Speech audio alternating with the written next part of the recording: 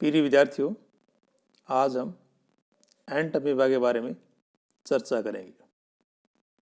एंट amoeba एक protozoan जंतु है और यह मनुष्य में आंत्र में परजीवी के रूप में रहकर अपना जीवन व्यतीत करता है। इसे अमाइबाइसिस नामक रोग जो है हो जाता है। यह मनुष्य के अलावा जो अन्य वर्टिब्रेट्स हैं, विशेष तौर से जो मेमेलियन जंतु हैं, जिनमें सुअर, बंदर, चूहा इत्यादि में भी ये एवेरेंट होस्ट के रूप में पाया जाता है। तो एंट अमीबा एक परजीवी है और ये एक एंडोपैरासाइट्स जीव है जो है अंतः परजीवी के रूप में अपना जीवन व्यतीत करता है। तो इसकी बहुत सी प्रजातियां जो हैं पाई जाती हैं, जिनमें जो कुछ रोगकारक प्रजातियां हैं वो इस तरह से हैं: एंट अमीबा जिंजिविलिस, एंट अमीबा हटमानी, एंट अमीबा इकोलाई, एंट अमीबा हिस्टोलाइटिका इत्यादि। अगर हम इसकी वर्गीकृत स्थिति की अगर बात करें एंट अमीबा की, तो ये प्रोटोजोन माइक्रोस्कोपिक जंतु है। तो फाइलम प्रोटोजोआ, सब फाइलम सार्कोमेस्टिकोफोरा, क्लास सार्कोडिना या राइजोपोडिया, और ऑर्डर जो है लोबोसा या अमेबिना, और जीनस जो है एंट अमीबा। स्पीसीज की अगर बात करें, जो जिस स्पीसीज का विस्तृत अध्ययन किया गया है आपके बुक्स में जो दिया हुआ है वो है एंट अमीबा हिस्टोलाइटिका के बारे में। तो जैसे मैंने बताया कि एंट अमीबा की कई प्रजातियां जो है रोग कारक के रूप में विद्यमान है। इसमें एंट अमीबा जिंजिविलिसा की अगर बात करें तो ये मनुष्य में मुख में जो दांत हैं उनमें ये परजीवी के रूप में पाई जाती है और एक जो बदबू है, दुर्गंध जो है वो पैदा करता है यहाँ पर रहकर। इसी तरह से एंट अमीबा जो हटमनी है, ये जो आंतरिक जो अवकाश है, बड़ी आंत जो है उसके जो ल्यूमेन है, जो अवकाशिकाएँ हैं, वहाँ पर परजीवी के रूप में पाई जाती है। इसी तरह से एंट अमीबा इकोलाई जो है, यानी एंट अमीबा कोलाई जो है, ये प्रजाति भी बड़ी आंत में पाई जाती है, लेकिन ये सहभोजी के रूप में पाई जाती है, नुकसान नहीं पहुंचाती। इसी तरह से एंट अमीबा हिस्टोलाइटिका जो है, ये भी बड़ी आंत में जो कोलन है यहाँ पर पाई जाती है और अमीबी डिसेंट्री के लिए रिस्पॉन्सिबल होती है। तो जो एंट अमीबा है, इसकी बहुत सी प्रजातियाँ जो है अंतः परजीवी के रूप में जीवन व्यतीत करते हुए रोग को जन्म देती हैं। इसकी अगर हम वितरण की अगर बात करें, डिस्ट्रीब्यूशन की अगर बात करें, तो एंट अमीबा का वितरण विश्वव्यापी पाया गया है, यानी विश्व के अधिकांश देशों में ये प्रजाति देखी गई है। शीतोष्ण और जो समशीतोष्ण क्षेत्र हैं वहाँ पर ये बहुतायत से पाया जाता है। भारत में लगभग 15 करोड़ से ज़्यादा लोग प्रतिवर्ष इस जो परजीवी है इससे प्रभावित होते हैं। इसकी अगर हैबिट की अगर हम बात करें, ये एंडोपैरासाइट जो है के रूप में अपना जीवन व्यतीत करता है और ये ओब्लिगेट एंट्रोपैरासाइट है जो कि आंत्र में पाया जाता है। और एक और विशेषता है इसकी कि ये एक ही पोषक में अपना जीवन पूर्ण करता है, इसलिए मोनोजेनेटिक भी कहा गया है, यानी जो पोषक है मनुष्य उसी में ही अपना जीवन चक्र कंप्लीट कर लेता है। ये होलोजोइक जीव होता है। अगर हैबिटाट की अगर बात करें तो एंट अमीबा जो है, ये जो बड़ी आंत है और बड़ी आंत का भी जो नीचे का भाग है, कोलन पार्ट है, वहाँ पर ये पाया जाता है। इसके अलावा जो अपेंडिक्स है उसमें भी इसको देखा गया है।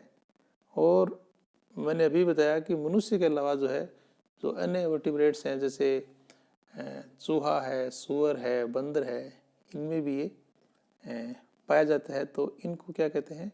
एबेरेंट होस्ट, यानी विपत्ति पोषक भी कहा जाता है।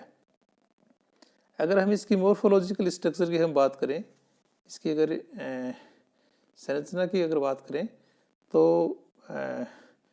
ये 3 अवस्थाओं में मुख्यतः पाया जाता है। ट्रोफोजोइट स्टेज, सिस्ट अवस्था और परिशिष्ट अवस्था और शिष्ट अवस्था। कुछ बुक्स जो है उसमें मेटाशिष्ट अवस्था भी दर्शाई गई है। तो इसकी मोर्फोलॉजिकल स्ट्रक्चर को देखें तो इसमें 3 जो अवस्थाएं हैं वो प्रमुखता से दिखाई देती हैं। कौन कौन सी? ट्रोफोजोइट, परिशिष्ट और सिस्ट। अगर हम ट्रोफोजोइट अवस्था की अगर बात करें तो ये जो है बड़ी आंत में पाया जाती है ये अवस्था, और चूँकि एंडोपैरासाइट है इसलिए अवायवीय जो सब्सटेंस है वो इसमें देखने को मिलता है। यानी यूँ कह सकते हैं कि एनारोबिक जो पैरासाइट्स है वो लार्ज इंटेस्टाइन में पाया जाता है। यानी ट्रोफोजोइट स्टेज जो है लार्ज इंटेस्टाइन की या लार्ज इंटेस्टाइन में पाई जाने वाली एनारोबिक पैरासाइट स्टेज है, और ये जो है एक तरह से ग्रोविंग और फिटिंग स्टेज भी मानी गई है। इसको वृद्धि कारक और जो है भोज्य कारक यानी भोजन करती है, भक्षण करती है, और ये जो है ग्रो करती है, इस तरह की अवस्था इसको माना गया है। तो इस अवस्था में जो इसका आकार है वो एक फिक्स नहीं होता, वो बदलता रहता है ना, इसलिए इसको कोई फिक्स रूप जो है आकार उसको नाम नहीं दे सकते। इसका साइज़ की अगर हम बात करें तो 10 से 40 माइक्रोमीटर तक इसकी साइज़ होती है। साइटोप्लाज्म की अगर बात करें ट्रोफोजोइट में तो साइटोप्लाज्म जो है 2 भागों में बंटा हुआ दिखाई देता है। बाहर की ओर जो पारदर्शी आवरण होता है, परिधि जिसको भाग कहेंगे, वो एक्टोप्लाज्म होता है, ट्रांसपेरेंट होता है, और अंदर की ओर जो जीवद्री होता है वो कणिकामय होता है, और ये एंडोप्लाज्म कहलाता है। तो जो एंडोप्लाज्म भाग है ये अंदर की ओर का जो जीवद्री है वो होता है, और इसमें जो आरबीसीज वगैरह जो भोजन के रूप में अंतर्गत की गई, तो अंतर्गृहित आरबीसी और इसके अलावा जो उत्तक कणिकाएँ हैं या जो फूड मटेरियल है वो एंडोप्लाज्म में पाया जाता है। इसके अलावा इसमें केंद्रक भी पाया जाता है, और केंद्र के मध्य में जो है एक कणिका पाई जाती है जिसको कैरियोसोम या एंडोसोम भी कहा जाता है। और जो परिधि भाग होता है उसमें क्रोमेटिन पाया जाता है। क्योंकि हम जानते हैं कि एंट अमीबा जो है वो आइसोटोनिक सॉल्यूशन में पाया जाता है, तो इस कारण से इसमें संकुचनशीलता नहीं पाई जाती है। तो अभी हमने बात की सिस्ट अवस्था के बारे में, ट्रोफोजोइट अवस्था के बारे में बात की। जो ट्रोफोजोइट अवस्था है वो है ग्रोविंग और फीडिंग स्टेज होती है, और फिक्स आकार नहीं होता। लगभग 18 से 40 माइक्रोमीटर इसका जो है लंबाई होती है। जीवध्रुवीय जो है बाहर का क्लियर ट्रांसपेरेंट जो है एक्टोप्लाज्म, और अंदर का ग्रैंडुलर पार्ट जो है वो एंडोप्लाज्म होता है। और जो जीवध्रुवीय है इसमें आरबीसीज भी दिखती हैं, उसमें कुछ टिश्यू के ग्रेन्यूल्स भी दिखाई देते हैं, फूड पार्टिकल्स भी पाए जाते हैं। ये सब भाग जो है जो अंतर्द्रव्य जो कहेंगे एंडोप्लाज्म कहते हैं उसके अंदर पाए जाते हैं। इसके अलावा एक एकल न्यूक्लियस पाया जाता है जो कि स्फेरिकल होता है शेप में, और लगभग 4 से 6 माइक्रोन का होता है। न्यूक्लियस के मध्य भाग में एक कणिका नुमा संरचना पाई जाती है जिसको कैरियोसोम या एंडोप्लाज्म कहते हैं। और ये जो न्यूक्लियस के इसके परिधि भाग की ओर जो है क्रोमेटिन मटेरियल पाया जाता है, यानी बीच में क्या होता है कैरियोसोम और परिधि की ओर क्रोमेटिन। ट्रोफोजोइट जो है एक तरह से जो गतिशील अवस्था होती है, और इसके जो है जो बाह्य भाग होता है, जो मेम्ब्रेन होती है, उस पर सूडोपोडिया उपस्थित होते हैं, और ये सूडोपोडिया कुंद होते हैं आगे से, इन सूडोपोडिया को लोबोपोडिया भी कहा जाता है, जिसकी सहायता से ये मूव करते हैं। तो अभी हमने बात की ट्रोफोजोइट स्टेज के बारे में। अब हम बात करेंगे प्रीसिस्ट स्टेज के बारे में, यानी प्रीसिस्ट अवस्था। ये जो परिशिष्ट अवस्था है ये ट्रोफोजोइट और सिस्ट के बीच की अवस्था होती है, और इस अवस्था में जो आकार है इसका वो गोलाकार या अंडाकार होता है, और सतह पर जो है जो ब्लंट पैरोपोडिया वो जो सूडोपोडिया वो पाए जाते हैं। एंडोप्लाज्म में आरबीसी और फूड मटेरियल भी यहाँ पर अनुपस्थित होता है।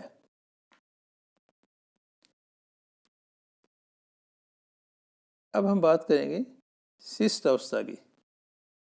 जो सिस्ट अवस्था है वो इसकी एक संक्रमण अवस्था होती है, और शेप में ये राउंड या अंडाकार होती है।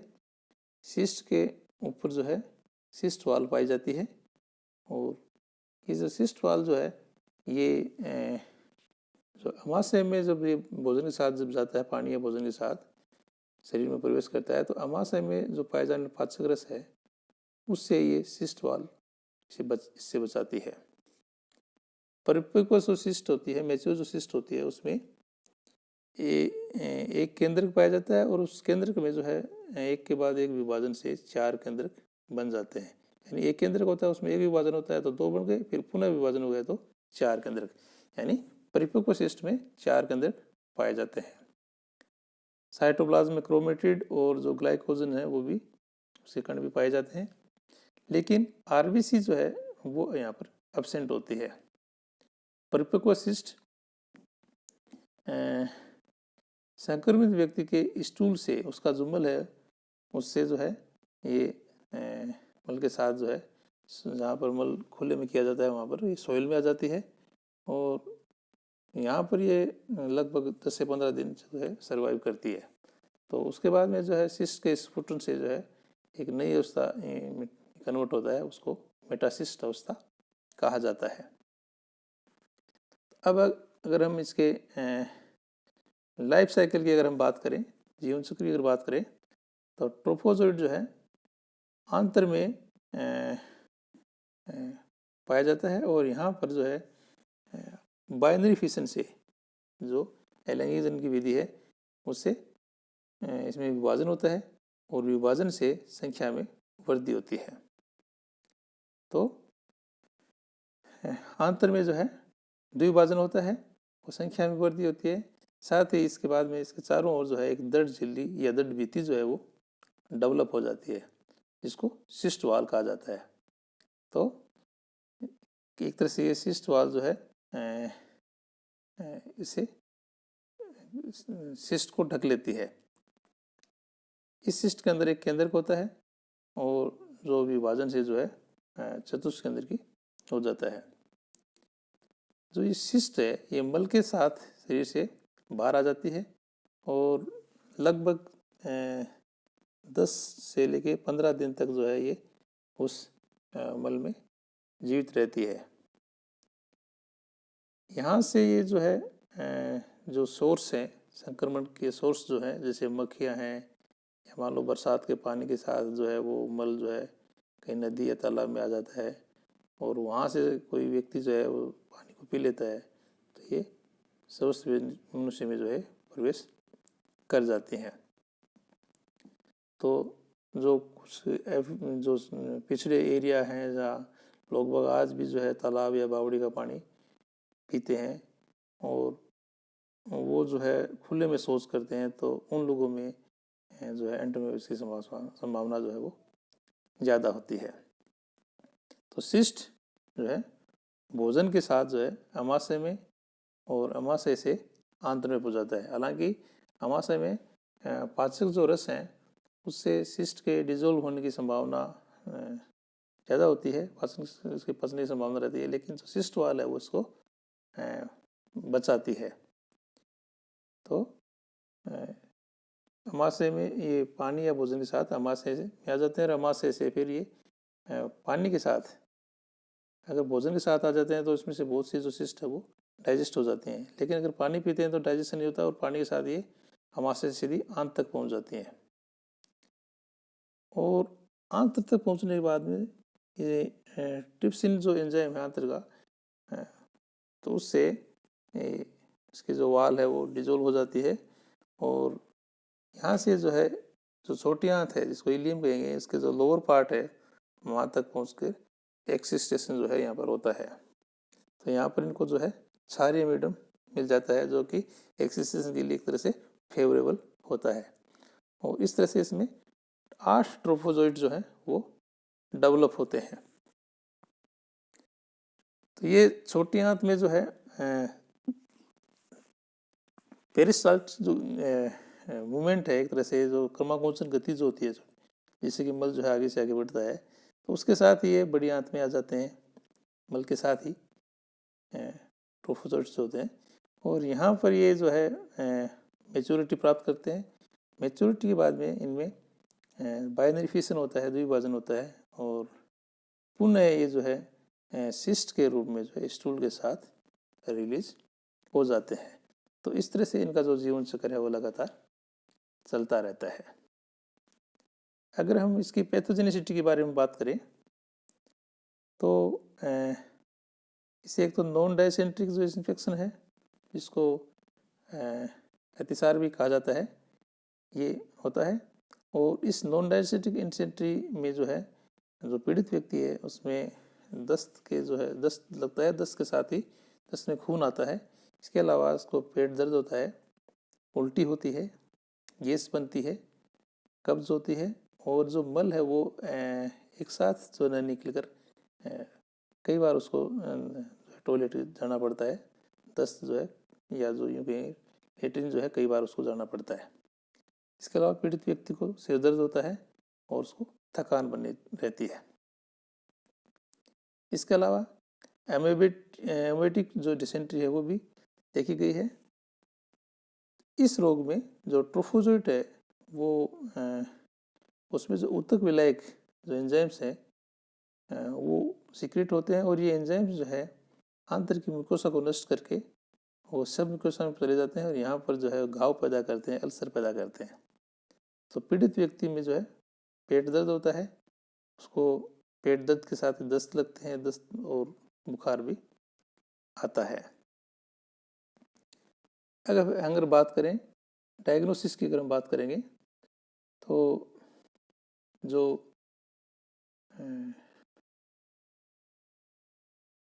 डायग्नोसिस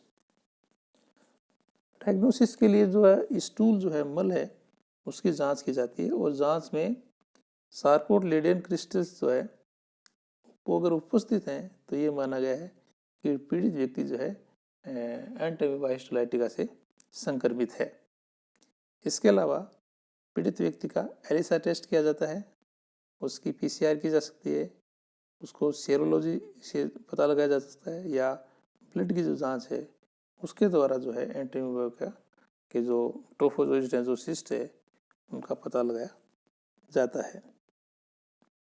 अगर हम ट्रीटमेंट की अगर बात करें तो डाइलॉक्सिनाइड जो है, डाइलॉक्सिनाइड फ्लोरेट दवाई काम में ली जाती है। इसके अलावा डाइडोहाइड्रोक्सिक्विन, पैरामाइसिन और मेट्रोनिडाजोल, एमिटाजोल, ये जो दवाइयाँ हैं ये रोगी को दी जाती हैं। अगर हम सावधानी की अगर बात करें तो इसमें व्यक्तिगत स्वच्छता जो है उस पर ध्यान दिया जाना चाहिए।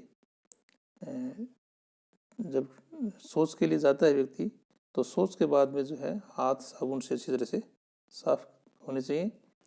इसके अलावा कई बार ये देखा गया है कि जो सीवरेज के जो पाइप हैं या जो पानी है सीवरेज का, उससे जो है कृषि खेती की जाती है और जो सब्जियां वगैरह उसमें उगाई जाती हैं, तो उस सब्जी के साथ जो है ये सिस्ट जो है ये इसके आने की संभावना रहती है और पुनः संक्रमण बढ़ने की संभावना रहती है। इसलिए सब्जी को अच्छी तरह से धोकर और बाद में उबाल कर ही जो है पकाना चाहिए। अध पक्की सब्जी को नहीं खाना चाहिए, अदरवाइज जो है संक्रमण की संभावना बनी रहती है। इसी तरह से तालाबों में नहाना नहीं चाहिए और जो तालाबों का जो पानी है जो कि जिसमें संक्रमण की संभावना ज़्यादा रहती है वो पानी पीने के लिए काम में नहीं लेना चाहिए। इसके अलावा ये देखा गया कि जो कुछ लोग मान लो कोई संक्रमित व्यक्ति स्विमिंग पूल में तैर रहा है, तो उसकी जो तैरने से कुछ शिष्ट जो है उस पानी में जा सकते हैं और दूसरा व्यक्ति भी संक्रमित हो सकता है। इसी के अलावा जैसे मान लो जो खुले में शौच करते हैं, तो उस क्षेत्र में जो मिट्टी है उस मिट्टी से बर्तन भी साफ नहीं करने चाहिए। तो इस तरह के जो उपाय करके हम उसके संक्रमण से बच सकते हैं। तो आज हमने एंट अमीबा हिस्टोलाइटिका की जो है उससे होने वाले रोग और उसके जीवन चक्र, उसका वितरण, उसकी हैबिटाट और उसके लिए डायग्नोसिस, होने वाले रोग और जो प्रिकॉशंस हैं उसके बारे में जानकारी प्राप्त की। तो जो अमीबियासिस अमीबी डिसेंट्री जो है ये एंट अमीबा हिस्टोलाइटिका से होती है। एक तरह से ये आंत्र का रोग है और आंत्र में रहकर ये अलग अलग तरह के जो लक्षण है वो या रोग के जो लक्षण है वो दर्शाता है। इसमें सिर दर्द है, पेट में अल्सर है, उल्टी दस्त जो है और जो मल एक साथ नहीं निकलना, पेट साफ नहीं होना, इस तरह के जो रोग है, जो लक्षण है रोगी में प्रकट होते हैं। तो आज इतना ही। Thank you.